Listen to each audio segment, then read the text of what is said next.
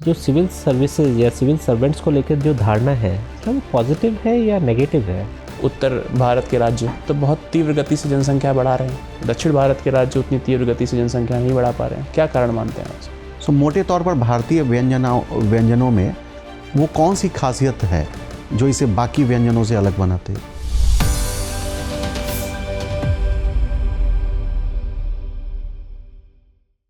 Coming sir.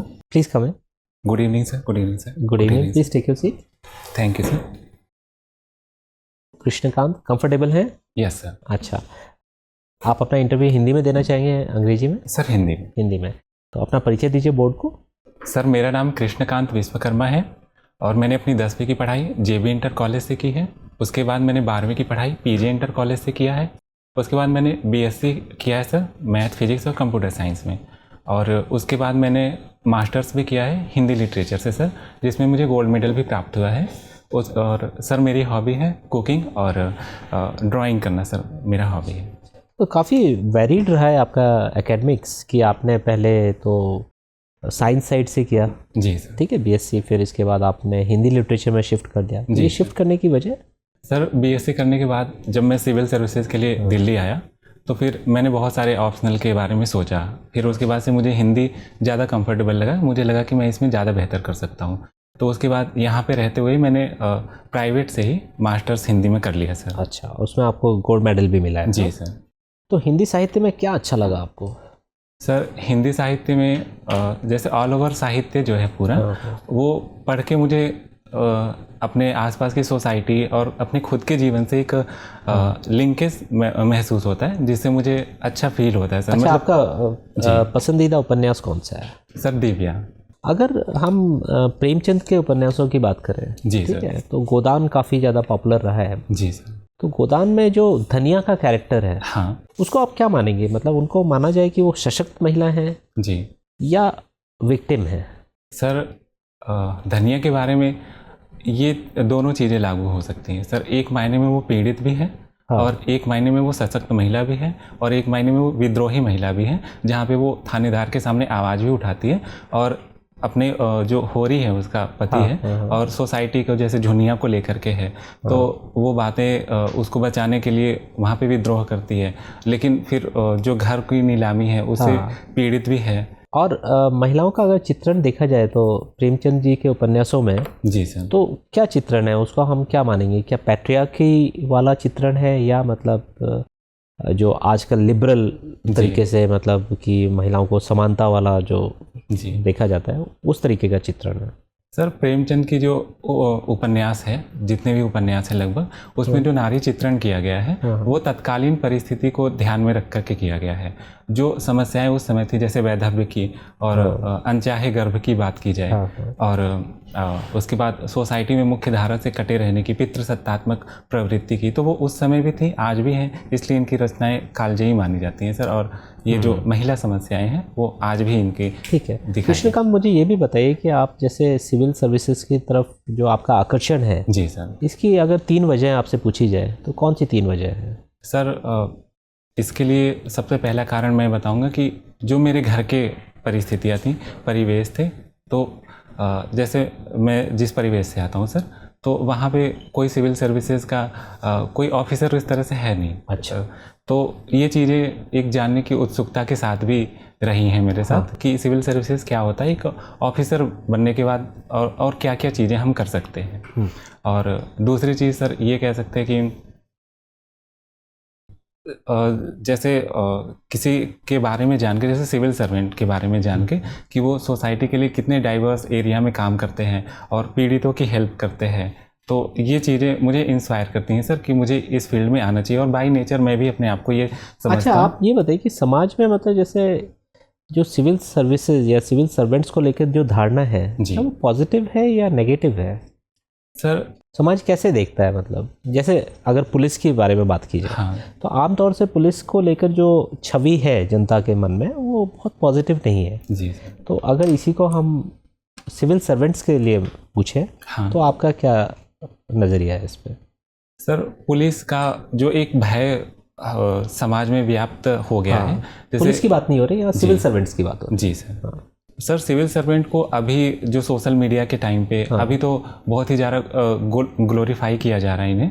तो एक ये है कि ये बहुत ही प्रेस्टिजियस जॉब है सोसाइटी में, जो लोगों को लगता है, जैसे जो यूथ है इंस्पायर होके आ रहे हैं, ज़्यादातर ये रील्स वगैरह वायरल होना ये भी एक कारण है। हालांकि सिविल सर्वेंट एक बैकबोन की तरह है भारतीय प्रशासनिक व्यवस्था में। सरदार पटेल ने भी इन्हें आपने रील्स वगैरह की बात की, तो सिविल सर्वेंट का या सिविल सर्विसेज का एक जो कार्डिनल प्रिंसिपल है वो है न्यूट्रलिटी और एनोनिमिटी। जी सर। ठीक है, तो आपको नहीं लगता कि ये वायलेट होता है जब आप लगातार कैमरे की नज़र में या कैमरे को साथ में लेकर ही अपने कार्य का निष्पादन कर रहे हैं? जी सर इससे एनोनिमिटी जो मेंटेन रखनी चाहिए, जो एक आदर्श है एक प्रशासनिक अधिकारी का, वो ज़रूर इससे वायलेट होता हुआ मैं मानता हूँ सर। ठीक है सर। कृष्णकांत जी, विश्वकर्मा लोग कौन होते हैं? सर विश्वकर्मा लोग जैसे जो हस्तशिल्प क्षेत्र है तो उसमें जो कारीगरी वाले क्षेत्र होते हैं सर, जैसे खास करके लोहार या फिर जो चीज़ों को बनाना और हथियार, वो जो छोटे रोज़मर्रा के काम है, एग्रीकल्चर वाले टूल्स हैं, उन सब चीज़ों के लिए मतलब विश्वकर्मा जो है मतलब एक तरह से कर्मिक टाइप के लोग हैं लोग। अच्छा, तो विश्वकर्मा भगवान भी कोई थे? जी सर। क्या काम था उनका?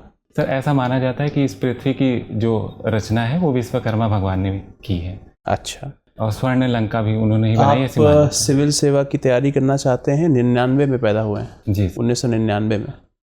इतनी यंग आयु में आप सिविल सर्विसेज की तैयारी कर रहे हैं। सेंसस बहुत चर्चा में है। हाँ, खास करके दक्षिण भारत के राज्य जी सर इस बात की कयास लगा के बैठे हैं कि सेंसस को फिर से जी एक तरीके से नहीं कराया जाएगा, और क्योंकि पावर का जो इम्बैलेंस क्रिएट हो गया है, जी पावर का जो एक तरीके से जो हमारा परसीमन हुआ, जिसके बाद पावर इम्बैलेंस क्रिएट होता है। जी तो सेंसस क्या कराना जनसंख्या के आधार पर, जिसके बेसिस पर सीटों का आवंटन संसद में और विधानसभाओं में किया जाता है, जी क्या ये प्रासंगिक है आज के युग में, जहां उत्तर प्रदेश के राज्य तो बहुत तीव्र गति से जनसंख्या बढ़ा रहे हैं?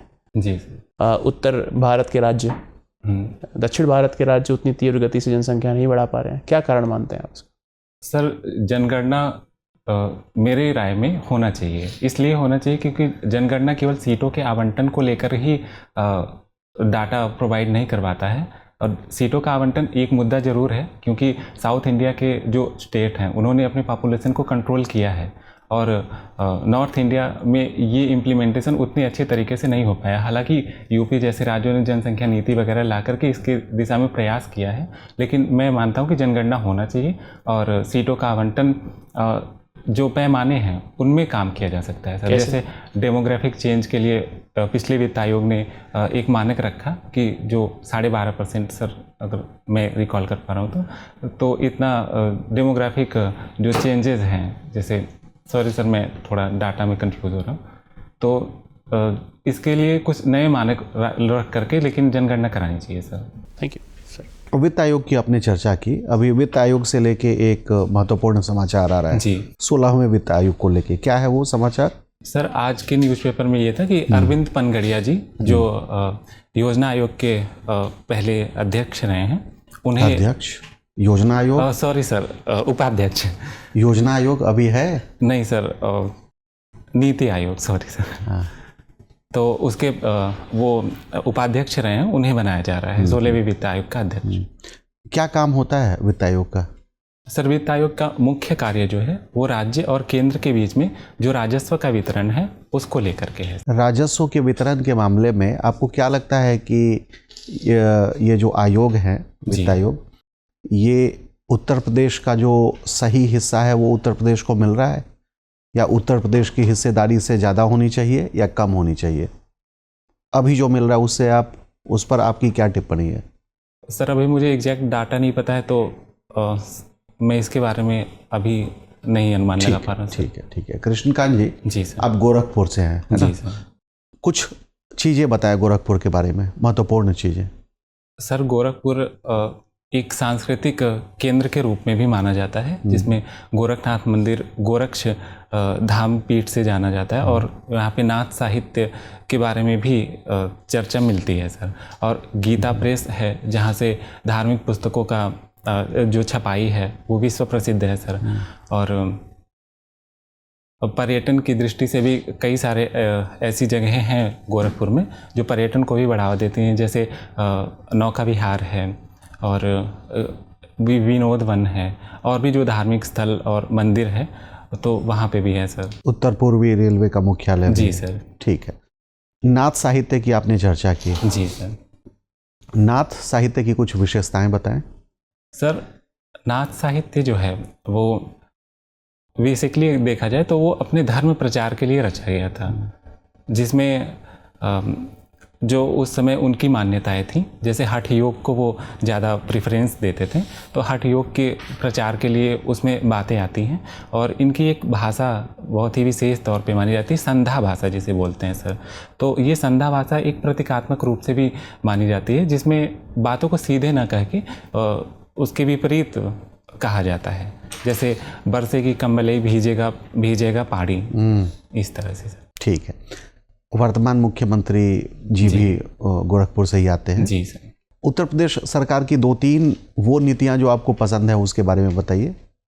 सर, पर्यटन नीति और जो खाद्य प्रसंस्करण उद्योग के लिए नीति लाई गई है वो नीति सर, और फिल्मों को बढ़ावा देने के लिए, कलाकारों को प्रोत्साहित करने के लिए जो फिल्म नीति इनकी आई है वो उसको भी मैं बहुत अच्छा मानता हूँ सर। ये 3 नीतियों को मैं ठीक है।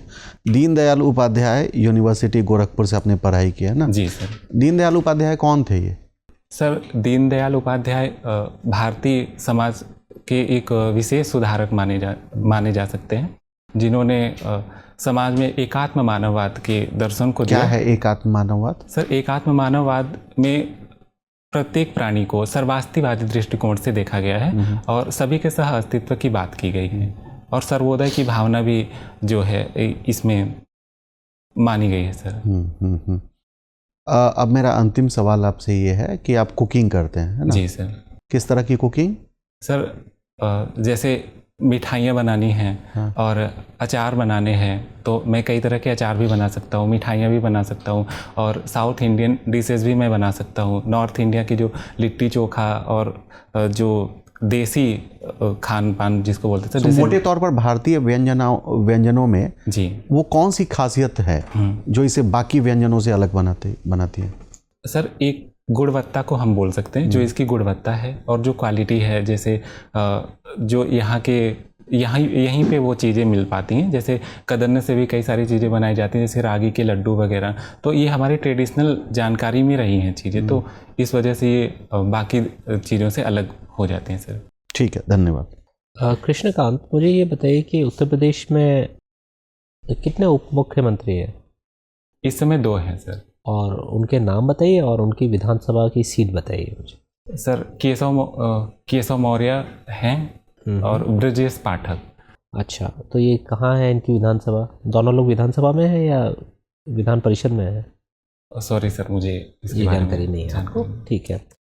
विधानसभा में कुल कितनी सीटें हैं और विधान परिषद में कुल कितनी सीटें हैं? विधानसभा में सर 403 सीटें हैं और विधान परिषद में 100 सीटें हैं। 100 सीटें हैं।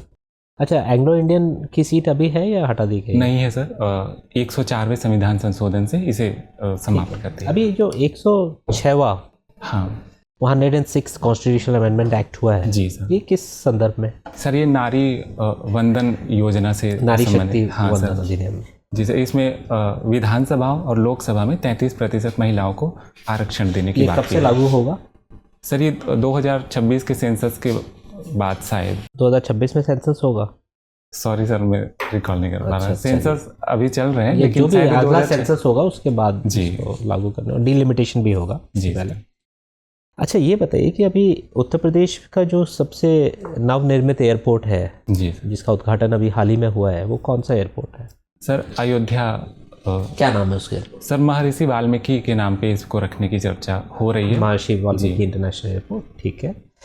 ये मुझे बताइए कि वहाँ जब प्रधानमंत्री जी गए अभी, तो उन्होंने अमृत भारत ट्रेन्स को भी इनॉग्रेट किया। जी ठीक है, वंदे भारत भी किया और अमृत भारत भी। अमृत भारत ट्रेन्स क्या है? सर मैं इसके स्पेसिफिक नहीं बता सकता चलिए सर। कोई नहीं, आप इसको देखिएगा। मुझे पढ़ना पड़ेगा इसके लिए। हाँ, ये मुझे बताइए कि नोबेल पीस प्राइज इस वर्ष का किसको जी। दिया गया है? सर ईरान की एक महिला एक्टिविस्ट हैं, नरगिस नाम है उनका सर। हाँ जी ठीक बात बता रहे हैं। रशिया यूक्रेन के बीच में जो संघर्ष चल रहा है जी उसमें सर। भारत के क्या स्टैंड है? सर उसमें मतलब भारत यूक्रेन के पक्ष में है, रशिया के पक्ष में है? सर इसमें भारत ने लगभग न्यूट्रल पक्ष बनाए रखा है। हालांकि भारत आतंकवाद और मानववाद के समर्थन में है, हाँ। लेकिन भारत अभी न्यूट्रल पोजीशन पे है सर। वो रसिया के साथ भी अच्छे रिश्ते मेंटेन करना चाहता है और वेस्ट के साथ भी सर। अच्छा ठीक है। ये बताइए कि चंद्रयान 3 जी सर। जो सक्सेसफुल मिशन हुआ हमारा, तो हम भारत कौन से नंबर का देश बन गया है जिसने सक्सेसफुली सॉफ्ट लैंडिंग की है मून में? Sir fourth. और कौन से 3 देश हैं? सर यूएस, रसिया और चाइना। अच्छा, अभी हाल ही में किसी और देश ने भी एक मून मिशन भेजा है। जी सर। कौन सा देश है वो और क्या नाम है मिशन का? सर जापान है, मैं नाम रिकॉल नहीं कर पा ठीक है। चैट जीपीटी क्या है? सर ये एआई बेस्ड एक टूल है जिसपे हम चीज़ों को। किस कंपनी का टूल है? सॉरी सर मुझे जीपीटी क्या है ओरिजिन इसमें? शायद। ओपन एआई है ये। Sorry sir. बट ये जीपीटी क्या है इसमें, चैट जीपीटी में? Sir generative pre train transformer. Sir मुझे। चलिए कोई बात नहीं। आखिरी सवाल आपसे ये है कृष्णकांत Yes, कि ये मान लेते हैं कि आप एक सिलेक्शन कमेटी के अध्यक्ष हैं। Yes, sir. आपको अपना पर्सनल असिस्टेंट नियुक्त करना है, यस ठीक है, और आप ही को डिसाइड करना है। यस अब आपके सामने जो उम्मीदवार हैं उनके सारे टेस्ट वगैरह आपने करा लिए, यस हर चीज़ में वो बराबर पाए गए, यस ठीक है। सिर्फ उनमें डिफरेंस है जेंडर का। यस एक महिला है, एक पुरुष है और एक ट्रांसजेंडर है, यस ठीक है। ये तीनों लोग हैं, ये हर हिसाब से बराबर है, जी सिर्फ सर। डिफरेंस इनके जेंडर में है। आप किन को लेंगे अपना पर्सनल असिस्टेंट और क्यों? सर अगर सेम क्वालिफिकेशंस है और 3 लोग हैं जिसमें मेल और फीमेल और ट्रांसजेंडर है, हाँ। तो इनमें से मैं ट्रांसजेंडर को लूँगा सर, क्योंकि मुझे ऐसा लगता है कि मेल फीमेल कहीं ना कहीं अपना जो प्रभाव है या फिर मुख्य धारा से जुड़ना है, इनके लिए अधिक आसान है एक ट्रांसजेंडर की तुलना में, तो मैं इन्हें प्रेफरेंस दूंगा सर। आपको ऐसा नहीं होगा कि जैसे चलिए आपने उनके लिए तो सहूलियत कर दी, लेकिन आपसे जो जुड़ने के लिए लोग आएंगे, जी सर। वो हो सकता है कि वो ट्रांसजेंडर पर्सन के साथ इंटरेक्ट करने में सहज ना हो, जी सर। क्योंकि आपके तो पब्लिक डीलिंग है। सर सभी को मुझे लगता है कि एक समान नज़रिए से देखा जाना चाहिए, और समाज अभी भले ही इस चीज़ों मतलब इन चीज़ों के लिए हैबिचुअल नहीं है, तो आगे आने के लिए इन लोगों को मुख्य धारा से जोड़ने के लिए मैं यही पहल करूँगा सर। ठीक है कृष्णकांत, आपका इंटरव्यू पूरा होता है, आप जा सकते हैं। Thank you sir.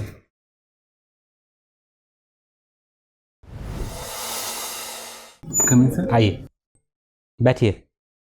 Thank you sir. Krishnakant, ये पहला प्रयास है इंटरव्यू के लिए? Yes sir. पहले दे चुके हैं? नहीं।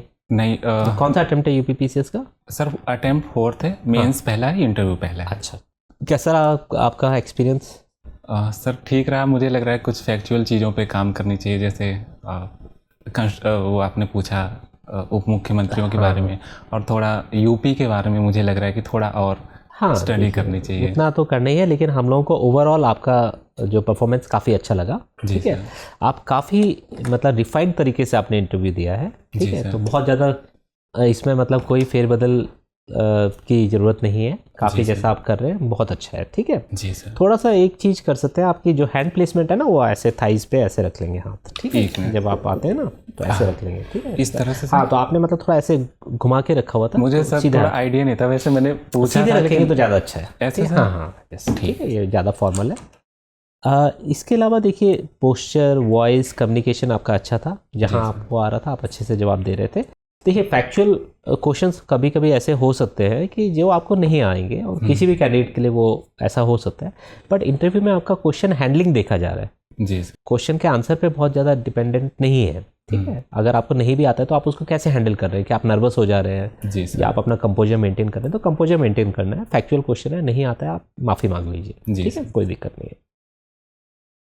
एक चीज़ का जो आपको ध्यान रखना है कि हम जब भी कुछ नाम ले रहे हैं, किसी भी व्यक्ति का नाम जो कि एक कॉन्स्टिट्यूशनल पोजीशन में है तो या वरिष्ठ है, तो उनके नाम के साथ जी जरूर लगाइए, ठीक है जी।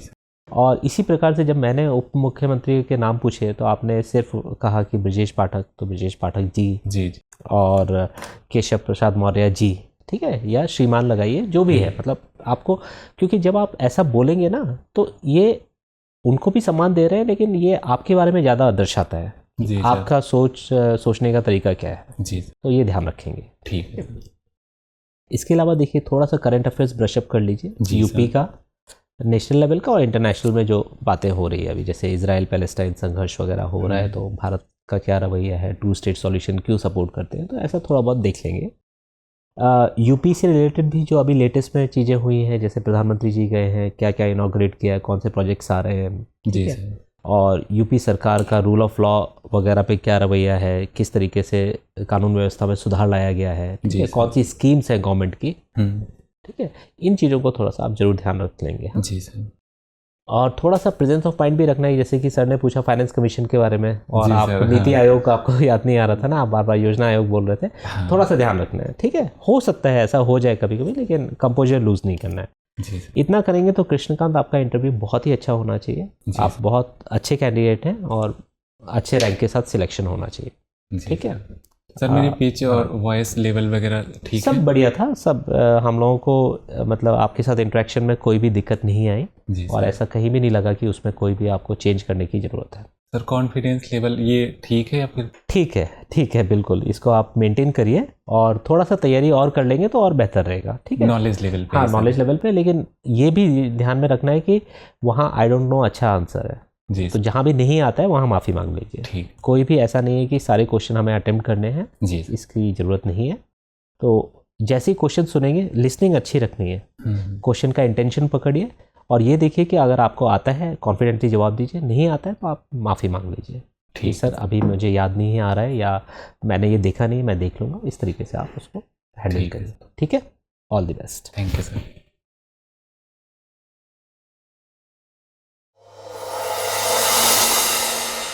डियर व्यूअर्स, अपने एग्जाम की तैयारी को और बेहतर करने के लिए हमारे चैनल को लाइक, शेयर और सब्सक्राइब करना न भूलें।